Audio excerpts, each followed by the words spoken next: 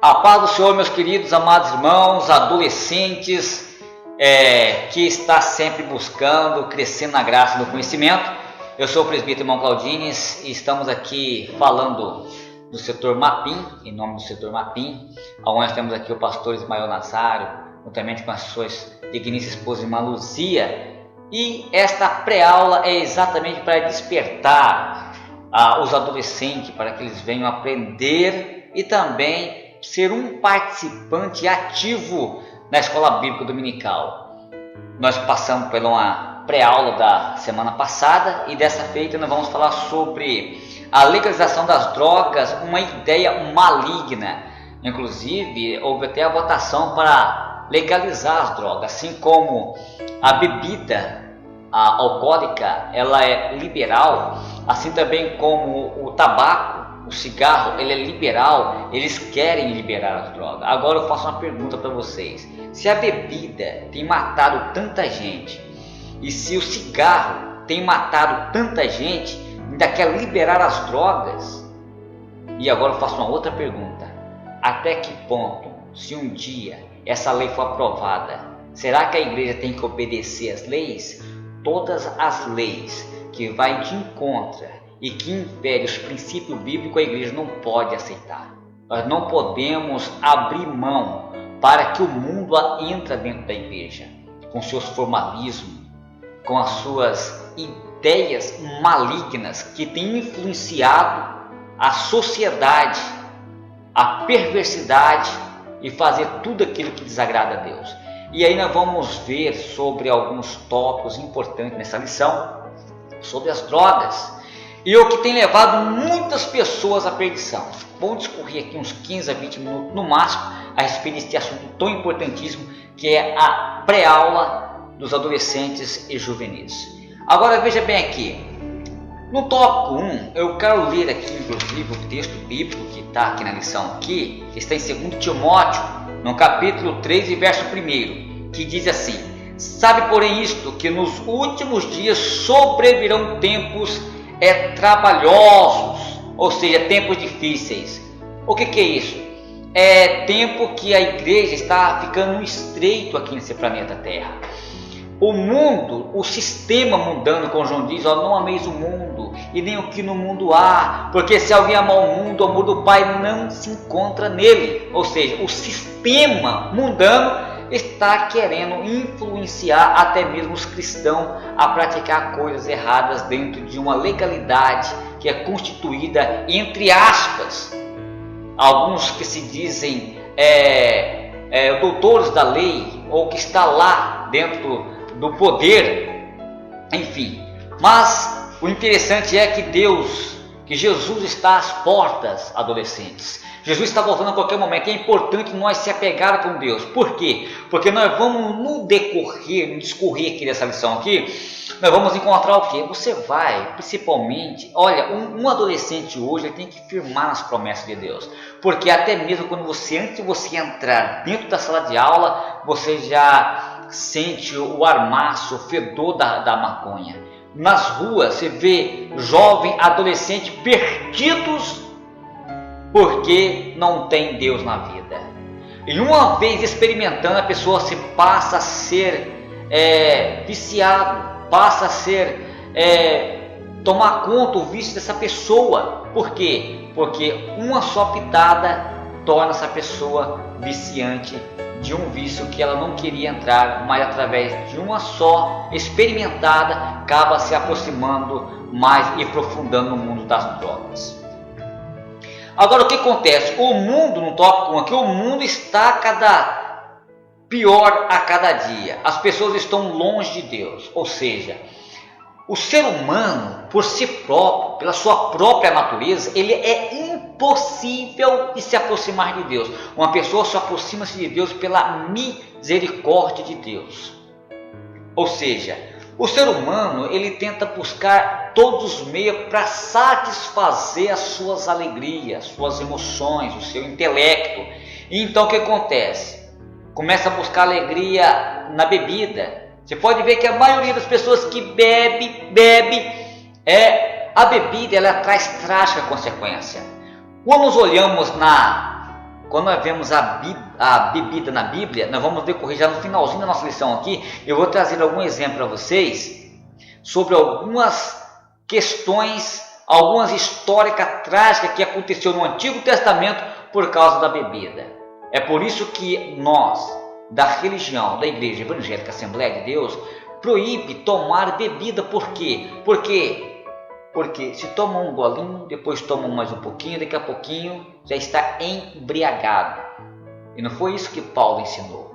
Paulo ensinou em Efésios, no capítulo 5, versículo 18, que no finalzinho eu vou voltar lá. Não vos embriagueis com vinho que é contenda, mas enchei-vos do Espírito de Deus. Porque a bebida sempre traz contenda e daqui a pouquinho chega lá. Mas muito bem, olha aqui. Quando nós olhamos aqui, a mente e a consciência de muitas pessoas já estão cauterizadas pela iniquidade, pela hipocrisia dos homens que falam mentiras, tendo cauterizado a sua própria consciência, como está em 1 Timóteo, no capítulo 4, versículo 2. Em consequência disto, as sociedades estão ficando cada vez mais liberais. Ou seja, parece que nada mais é pecado. Esse aqui não é pecado. Você tomar um golinho não é pecado. Você fumar, mas onde que está escrito? E aí o coleguinha, a moça, o rapaz, ele vai sendo influenciado pelo sistema mundano, porque o mundo jaz no maligno. A mente já está cauterizada. O que seja cauterizado? Nada mais é pecado. Nada mais acusa no subconsciente. Mas para nós cristãos é diferente. Porque se você faz algo errado, se você é cristão e você desobedece teu pai e tua mãe, você fala: nossa, eu desobedeci meu pai e minha mãe, olha só que coisa terrível. E agora o que vai ser da minha vida? Porque alguma coisa acusou no seu subconsciente, pelo conhecimento que você tem, através da ação do Espírito Santo, ele te mostrou dentro de você. Porque você não é para uma pessoa. Por quê? Porque as pessoas que não têm Deus na vida é como uma folha seca caída no chão. Mas você não. Você é selado pelo Espírito Santo da promessa. Você é propriedade peculiar e particular do Espírito Santo de Deus. Tá certo? Então nós não podemos ser influenciados pelo mundo. Mas o mundo tem que ser influenciado pelo poder do Evangelho, pelo bom testemunho que nós temos que dar na sociedade. Isso é o que importa para a nossa vida. E quando nós olhamos aqui, uma certa vez as autoridades proibiram Pedro e João a pregar o Evangelho de Cristo e trazendo-os a apresentar ao conselho. E o sumo sacerdote interrogou, dizendo: não vos admoestamos nós expressamente que não ensinasses nesse nome. A pergunta: e eis que encheste Jerusalém dessa vossa doutrina. E aí? João e Paulo estavam pregando, Pedro e João estavam pregando essa mensagem, estava alvoroçando o coração das pessoas. É que nem pegou aquele Paulo e Silas quando estava ministrando lá, pregando e estava fazendo milagre em nome de Jesus, e aquela mulher que tinha um espírito de adivinhação: esses aqui são os filhos de Deus Altíssimo, estava perturbando já. É claro que Paulo e Silas eram filhos de Deus Altíssimo, e aquela mulher estava propagando, estava causando alvoroço. E aí pegaram, olharam por ela e repreenderam aquele espírito ali. Eu sei que eles foram presos porque aquela mulher dava lucro, porque a mulher adivinhava, tinha o espírito de adivinhação. E Paulo e Silas foram presos porque repreendeu o espírito e aquela mulher não adivinhou mais nada por aquele exato momento ali. Foi por isso que ele foi preso. Então o que acontece? O Evangelho ele é impactante. O testemunho ele fala mais alto do que a nossa mensagem. Então adolescente, então jovem, não importa onde que você esteja, porque aonde que você estiver, você é um espelho nessa sociedade corrompida e você tem que fazer a diferença. Por que você tem que fazer essa diferença? Primeiro, porque você é servo de Deus. Você não pode envolver com os embaraços dessa vida. Quando nós olhamos para o Antigo Testamento, vamos encontrar lá Daniel, Azarias e Misael, os jovens que foram lançados lá na fornalha, lá, eles não se encurvaram diante da lei. Por quê? Porque a lei daquele país estava corrompendo quem? Estava corrompendo os princípios bíblicos, os mandamentos divinos. E eles não se encurvaram, porque no mandamento está lá que é adorar somente um Deus. Somente ao Senhor Deus tem que se curvar. Eles queriam. Então, quando tocasse o pífaro, a buzina, eles tinham que se encurvar diante daquela estátua, mas eles não se encurvaram. Nós não podemos encurvar diante deste mundo pecaminoso. Nós temos que erguer a cabeça e dizer ao mundo que Jesus salva e que Jesus liberta. João, no capítulo 8 e no verso 32, e conhecereis a verdade e a verdade vos libertará. Quem é verdade é Cristo. Então eles precisam conhecer a Cristo. E como que eles vão conhecer a Cristo? Através do seu testemunho, através da sua mensagem. Você precisa ser um atalaia. Não importa onde que você esteja, se você esteja no meio dos seus familiares que não são evangélicos, se você esteja na escola, onde que nem mesmo a sua professora é evangélica, mas lá você pode, você tem vergonha não, anuncia, não tenha vergonha de anunciar a Jesus Cristo, que é a verdade que liberta, e Ele é a verdade, Jesus é a verdade. Muito bem, agora veja bem aqui, quando nós olhamos para o contexto de droga, o que é droga? Droga é um comércio de drogas. Drogaria, a palavra drogaria é um comércio de droga. Interessante, meus queridos, que tudo quanto é tipo de droga ilícita é pecado. Ah, mas Claudinho, lá está escrito drogaria. É química. Ali é droga também, mas legalizado pela lei. Tanto isso que para você comprar um remédio, você precisa ter uma receita médica. É legalizado pela lei, mas não deixa de ser uma droga. É um paliativo, é um remédio, é uma química que pode beneficiar ou como também pode destruir o corpo humano. Agora eu quero ler para vocês aqui no livro de 1 Coríntios. Deixa eu ver se eu consigo localizar rapidamente aqui, livro de 1 Coríntios, capítulo 3, e versículo 16. Vamos ver o que diz lá para quem destrói o templo de Deus. Olha aqui, ó. Não sabeis vós que sois o templo de Deus e que o Espírito de Deus habita em vós? Uma pergunta. Se alguém destruir o templo de Deus, Deus destruirá, porque o templo de Deus que sois vós é santo. Então você é o quê? Você é templo e morada do Espírito Santo de Deus. Se você ingerir algo que destrói o teu corpo, você está destruindo o templo do Espírito Santo, porque o nosso corpo, nós somos a igreja e o Espírito de Deus habita dentro de nós. Vamos continuar aqui na nossa lição. No tópico 2, o que são drogas? Acabei de dizer o que são drogas. Drogaria significa comércio de drogas. E eu falei sobre a respeito da drogaria, que são as farmácias, que são legalizadas pela nossa Constituição, pela qual você for comprar lá um remédio, tem que ter uma receita médica, porque senão você não compra. Tá certo? Agora, quando nós olhamos para as drogas ilícitas, a cocaína, ou a LSD, a maconha, a cola, né? Ou seja, as pessoas cheiram cola na sacola, que contamina, prejudica o corpo, seca. Quantos adolescentes lindos e bonitos estão só pele e osso, porque são realmente um morto-vivo andando e perambulando na sociedade. É como se fosse um zumbis. Olha, a nossa sociedade precisa de muita oração, muito clamor da igreja para poder libertar essas pessoas. Você já imaginou o tanto de pessoas que estão sendo mortas através da maconha? A pessoa começa pelo primeiro cigarro, segundo cigarro, depois tem que começa a vender as suas próprias roupas, os próprios sapatos, começa a roubar dentro de casa e depois começa a roubar nos vizinhos. E é assim que funciona. Isso está nítido, vocês sabem muito bem disso. Não tem como tampar o sol com a peneira. E o interessante é que nós temos que orar pela nossa juventude, pela nossa adolescência, para que os nossos adolescentes não venham a ser presa viva diante dos grandes obstáculos que estão aí. Ou seja, graças a Deus que não foi liberada ainda a maconha. Mas você já imaginou? Se o cigarro já mata milhares de pessoas, lá na carteirinha o cigarro está dizendo assim, ó, não fuma, é prejudicial. Você pode morrer de infarto fulminante. Você pode, o pulmão pode parar de funcionar. E não somente você, mas quando você pita, as pessoas que cheiram aquela fumaça também fumam junto com você.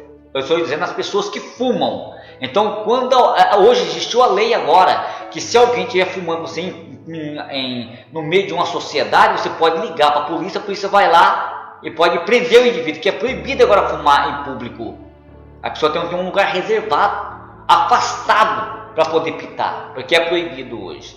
Graças a Deus, que Deus ajude que essa lei não venha prevalecer. Mas se liberar vai ser bom, que ninguém precisa roubar, ninguém precisa matar, porque vai ser que nem um cigarro. Matar que nem mata o cigarro, mais a maconha ainda. Nós não podemos ser contundentes com esse tipo de coisa. Temos que dizer não ao pecado, mas dizer sim à vida. Não diga não às drogas, mas diga sim a Cristo Jesus. Muito bem. Um projeto do inimigo, já no tópico aqui, terminando aqui, meus queridos, a localização das drogas é um projeto, a legalização das drogas é um projeto do inimigo de Satanás para destruir o sonho de muitos jovens. Resumindo essa parte aqui, o que acontece? Tem muitos jovens que estão hipertensos, tem muitos jovens que estão sendo tratados em psicólogos, em psiquiatra. Por quê? Porque eles não conseguem sair do vício. É preciso sim, ou seja, os psicólogos eles trabalham, eles aconselham, mas quem é que pode fazer a parte transformatória? É somente Jesus. Jesus ele pode libertar e salvar o indivíduo.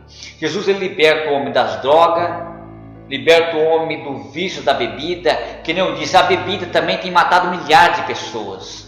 É por isso que nós não podemos conformar com a bebida. Nós não podemos deixar que a bebida venha entrar dentro da sociedade evangélica. Nós não podemos permitir que os nossos adolescentes venham beber. Por quê? Porque tomam um golinho. Aí o que acontece? Vive nas rodinhas dos rapazes, sendo os rapazes mundando adolescente. Toma muito cuidado, dá bolho de vocês. Porque os rapazes mundando vão querer dar bebida para vocês se embriagar e acabar então abusando das pessoas.